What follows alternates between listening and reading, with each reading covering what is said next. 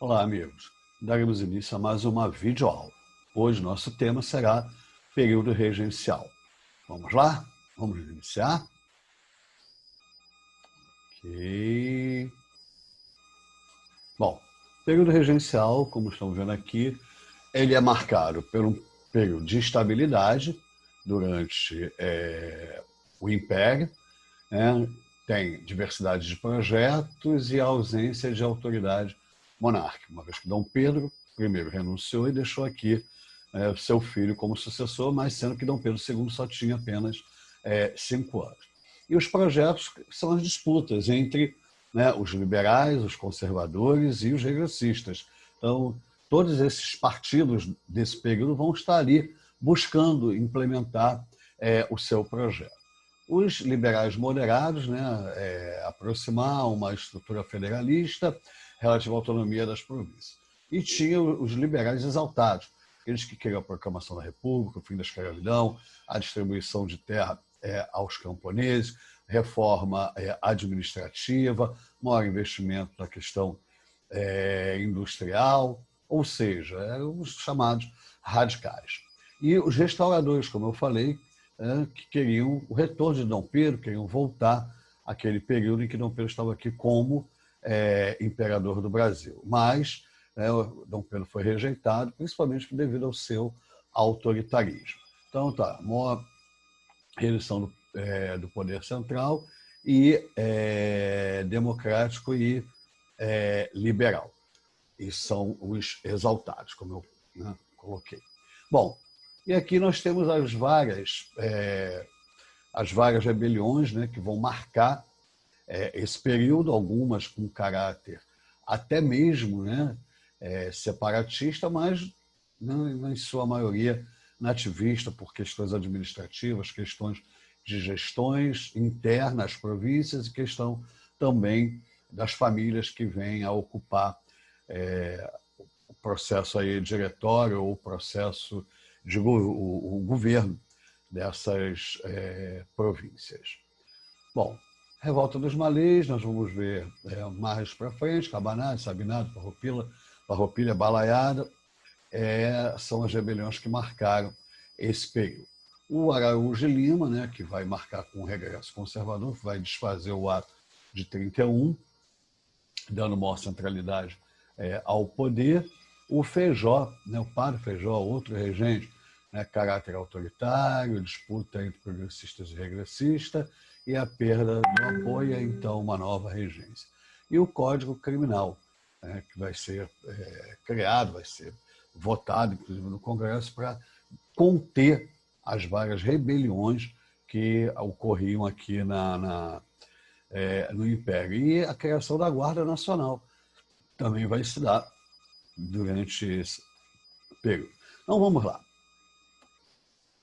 Então, temos aí Dom Pedro I renuncia, vai resolver as questões do trono português e deixa aqui, então, seu filhinho com 5 anos de idade, ali os regentes em torno dele. Então, Dom Pedro, aí o primeiro reinado, né, 1822 a 1831, e aí o período regencial, que vai de 1931 até 40, durando 9 anos aproximadamente. Segundo reinado, que vai de 1840 a 1889. Bom, no contexto geral, após a abdicação de Dom Pedro I para seu filho, que na época era menor de idade. Então está ali, né, o que dizia a Constituição em relação a tomar ou não posse, e a carta que Dom Pedro deixa pedindo para que o Dom Pedro II, né, assuma assim que se for que ele tiver, então, a maior idade, assim que ele tenha, né, a maior idade. Então, tá lá. Enquanto Dom Pedro II não atingisse a maior idade, a Constituição estabelecia que deveria haver, então, períodos de regência. Então, neste momento da vida política do país, estava dominada por 3 grupos que eu já coloquei lá. Restauradores, né, ligados à questão de Dom Pedro I, os liberais moderados, né, que propunham proprietários rurais, do Sudeste, escravistas, centralizadores, a principal força política da época. E os exaltados, né, que é aquele que eu falei, que a gente chama de jacobinos, né, na verdade. que é proprietários rurais, sem força política, classe média urbana e militares.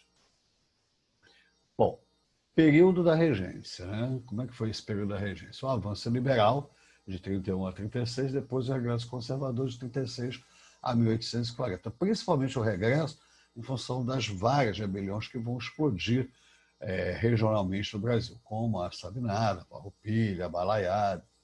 No primeiro período da regência, os liberais pressionaram o governo e, com isso, conseguiram adotar leis que visavam atender seus próprios interesses. A mais importante delas foi a reformulação da Constituição, onde descentralizava o poder e dava mais autonomia às províncias. Então, esse é o ato que eu falei, de 31, que vai dar maior liberdade.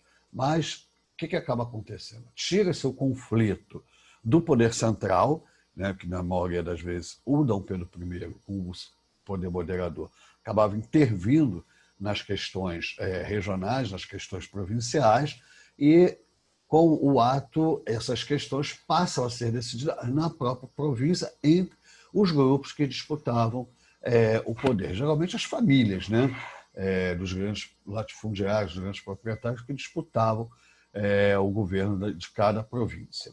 Nesse período, 3 partidos disputavam o poder político, o exaltado, o moderado e o restaurador, que nós já vimos lá na frente.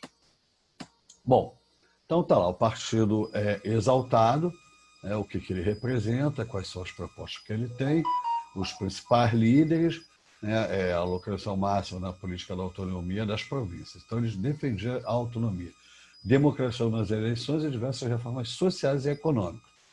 Esquerda liberal. O Cipriano Barata era o seu principal líder. Já os moderados, que é o Feijó, o Evaristo da Veiga, defendeu os interesses dos grandes fazendeiros com um mínimo de alteração, manter a lei e a ordem. A lei e a ordem é aquela velha coisa, o velho tripé: manter a escravidão, manter a grande propriedade voltada para exportação. E era então considerada a direita liberal. E, por último, o Partido Restaurador, aquele ligado à volta de Dom Pedro, Dom Pedro voltando, aumentando a centralidade do poder novamente. O Brasil, então, não viveria as crises nem as rebeliões, porque passou do segundo período regencial. Então, durante o avanço liberal, o Partido Moderado manteve-se no poder, os exaltados e os restauradores ficaram na oposição. Observação: direita indica grupos que não querem mudar mudanças radicais na estrutura existente. Esquerda são os grupos que desejam as reformas econômicas, sociais e políticas, que são os jacobinos, da Revolução Francesa, quando nós estudamos esse assunto. Bom, então o que foi o regresso conservador? Como houve aquele ato de 31 que deu maior autonomia às províncias e as disputas passaram a ocorrer mais localmente do que ser controladas e tuteladas pelo poder central, isso vai levar a uma série de rebeliões, de revoltas durante o período regencial.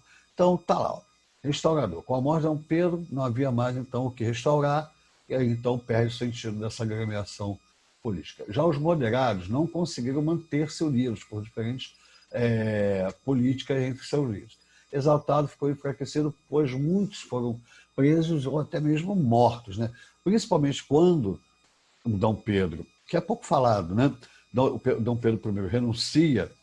Antes da renúncia dele, e até 1832, várias rebeliões explodiram, inclusive aqui na capital, na sede do governo.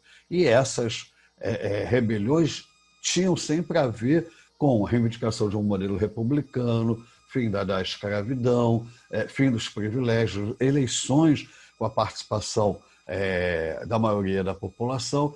E essas rebeliões, essas revoltas foram esmagadas de uma maneira brutal. Tá?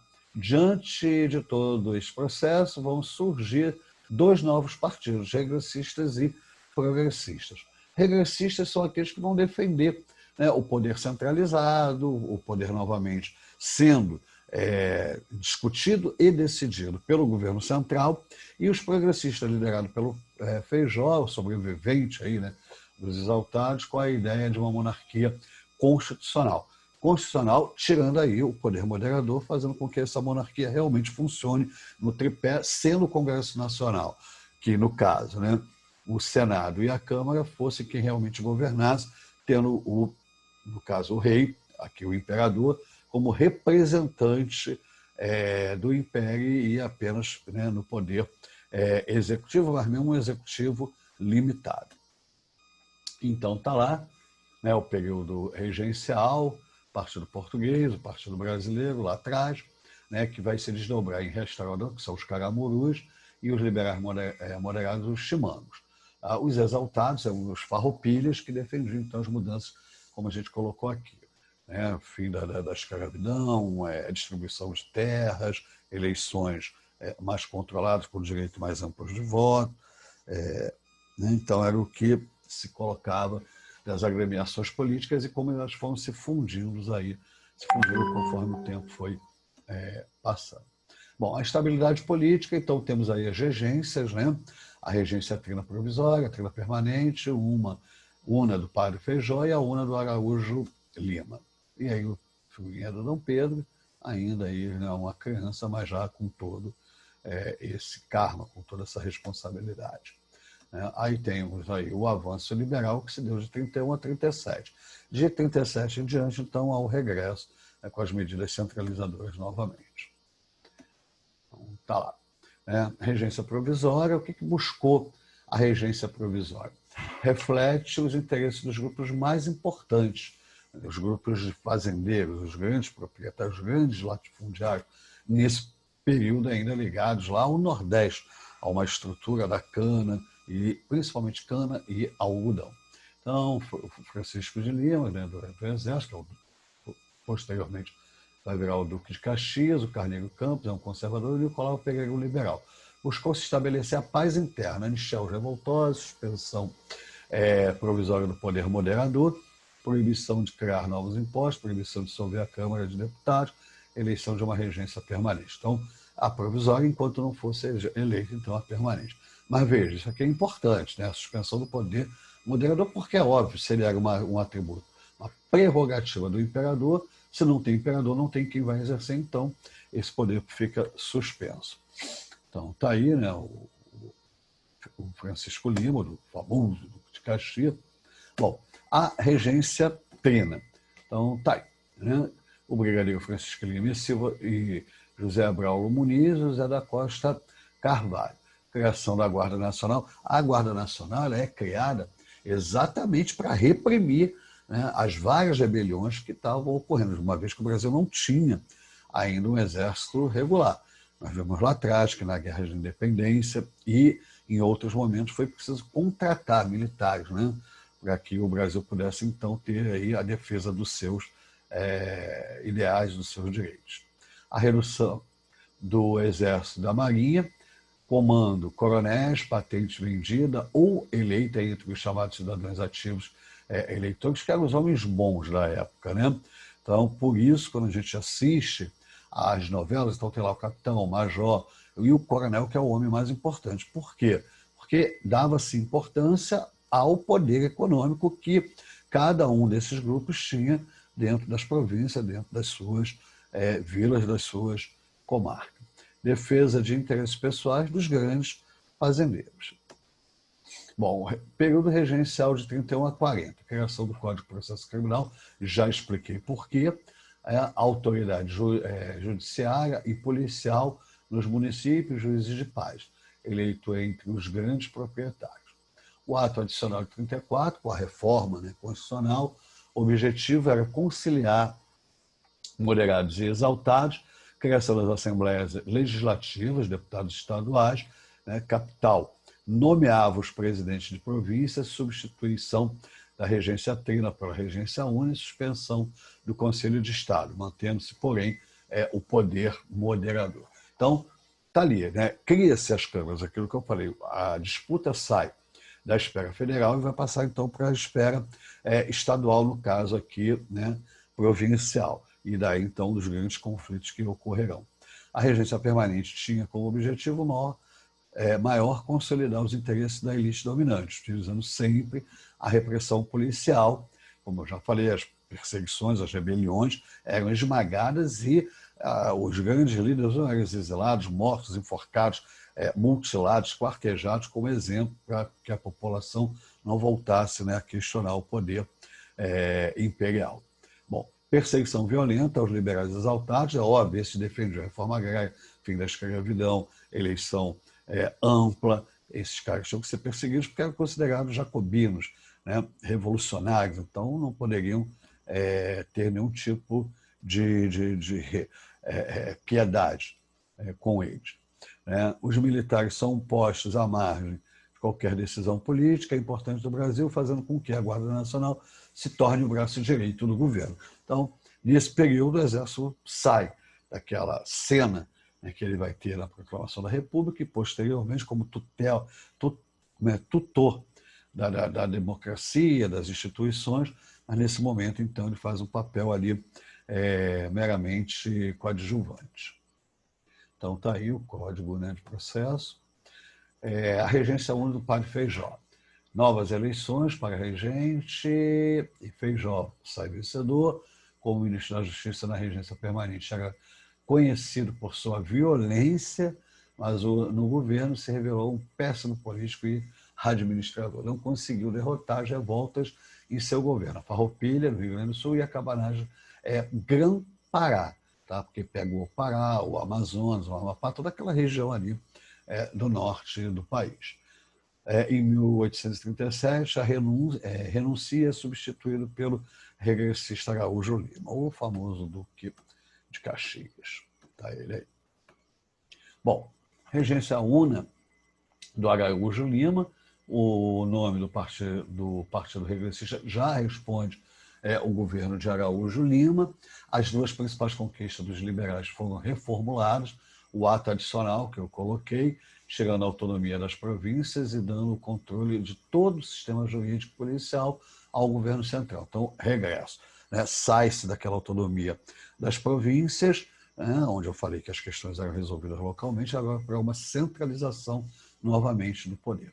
Código de Processo Criminal também já falamos, né, que foi criado exatamente para resolver as questões em relação a essas rebeliões.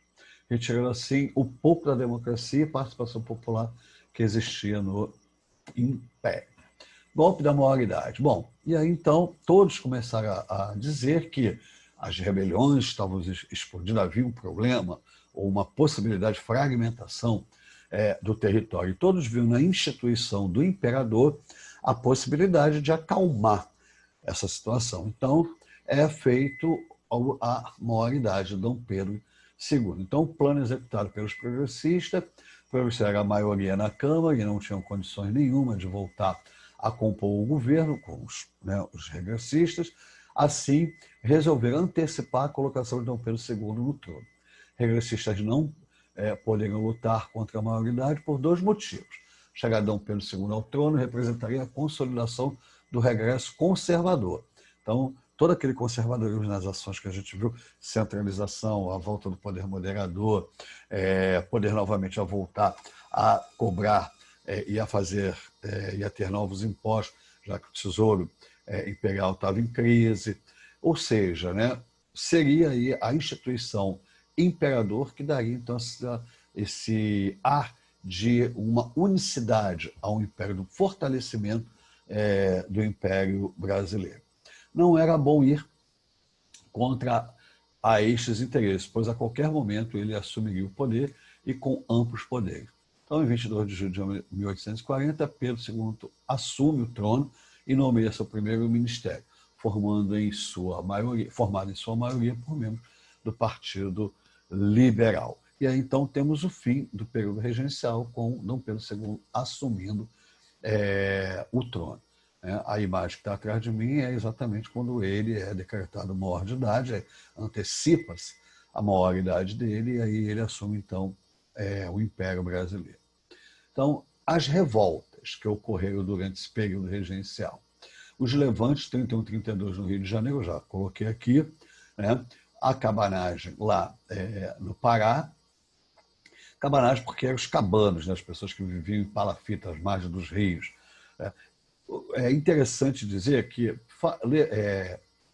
A cabanagem, a sabinada e a balaiada tiveram participação popular, mas foram, via de regra, dirigidos pelas elites dominantes locais, que, via de regra, eram disputas das aristocracias locais. Mas havia participação popular com a intenção de fazer com que as propostas, né, os programas fossem mais amplos, tentando aí resolver algumas situações dos mais pobres e miseráveis do Império Brasileiro.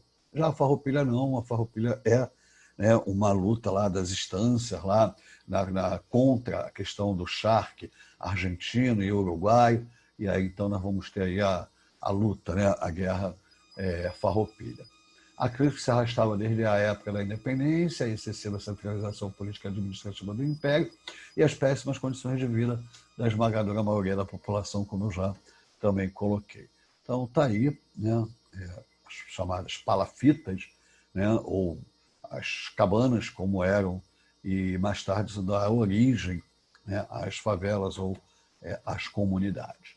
Então, as principais revoltas, eu coloquei aqui um mapinha com a localização e a data que cada uma delas ocorreu.